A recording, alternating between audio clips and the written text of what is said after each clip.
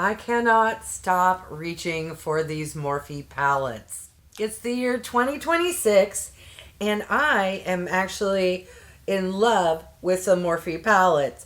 Ask me if I felt the same back in 2018. So, yes, I was a little late to the train, but that's okay. I'm on board now.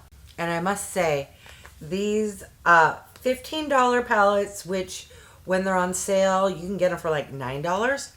And this $21 palette, which I got on sale for $12.60, are fantastic at full price. The biggest issue I have is deciding which of these palettes I want to use.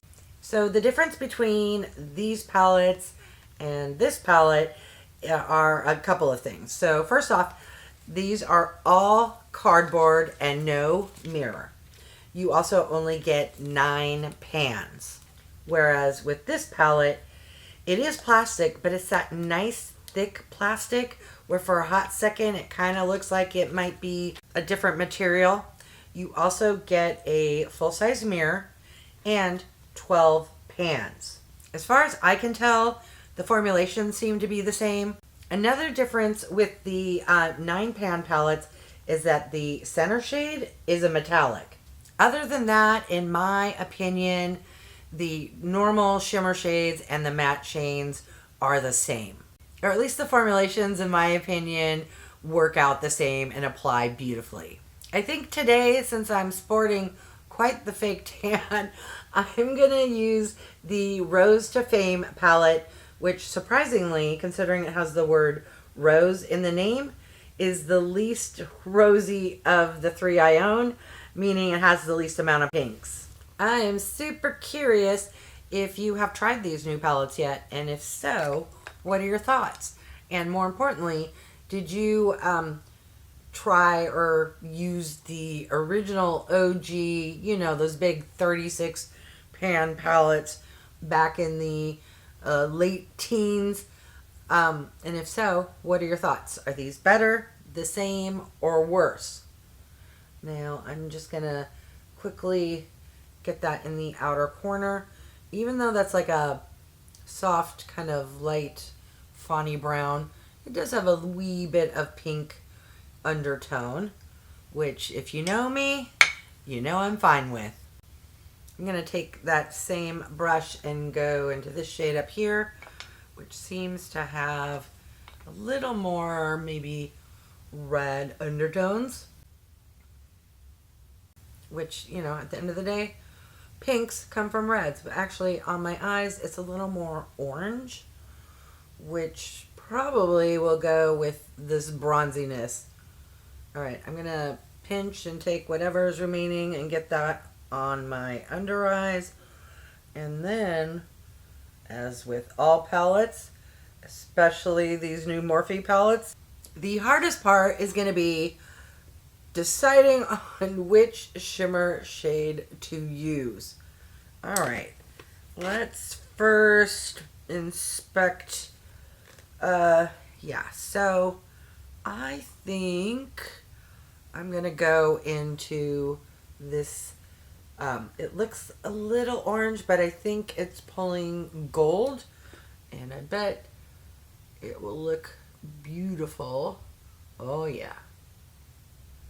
That is my type of shade. I like a very soft, very light sparkle, just right in the inner corner to outer area. And then I'm going to grab a clean brush.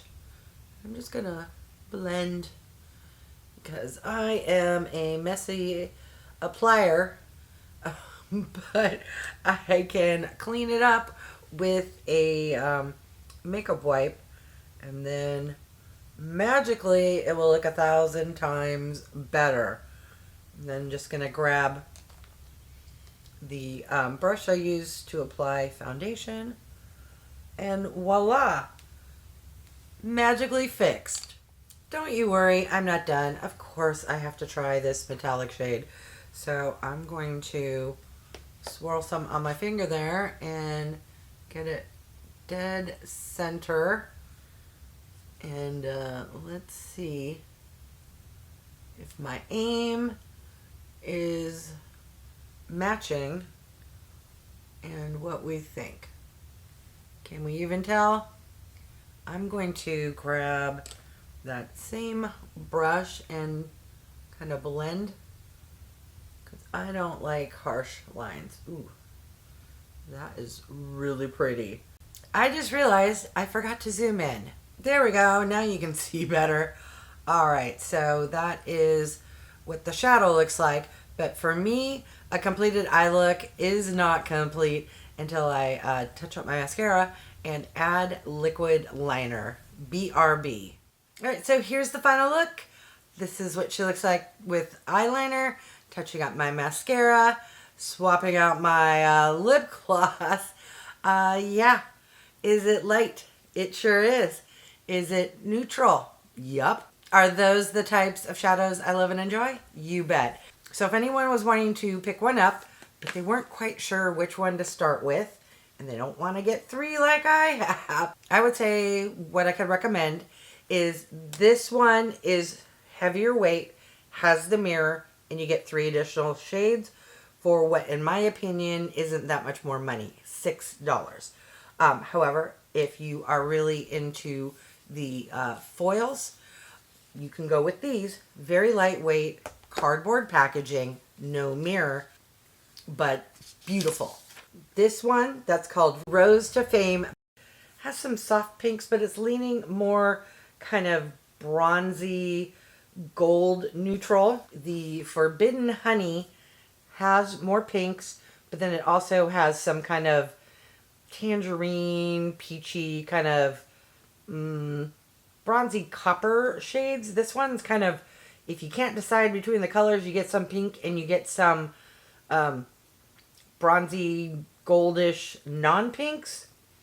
And with the Rose Frequency palette, you get a mix between the two. You do not get a foil, but you get at least 5 shimmers. They're all good. So best of luck finding one that you would enjoy. Or if they're on sale, pick up a couple. If you want to support me and my channel, I do have some affiliate links down below. Don't feel obligated. But if you happen to be shopping at Ulta and feel like supporting me, feel free to click one of the links in my description. It is an affiliate link and I will get a small commission. All right, I want to hear from you now. Have you tried these Morphe shadows? And do you like them as much as I do? And if you happen to own multiples, which palette is your favorite? All right, I want to thank each and every one of you for stopping by. I really do appreciate it. If you haven't done so by now, I would love if you would subscribe. For those who have, thank you so much. Remember to click that bell icon so you can be notified of future videos. And if you could do me a big favor, clicking on the thumbs up, it really does help with my channel to grow, as does swiping the hype button if you happen to be watching on your phone. All right, thanks everyone.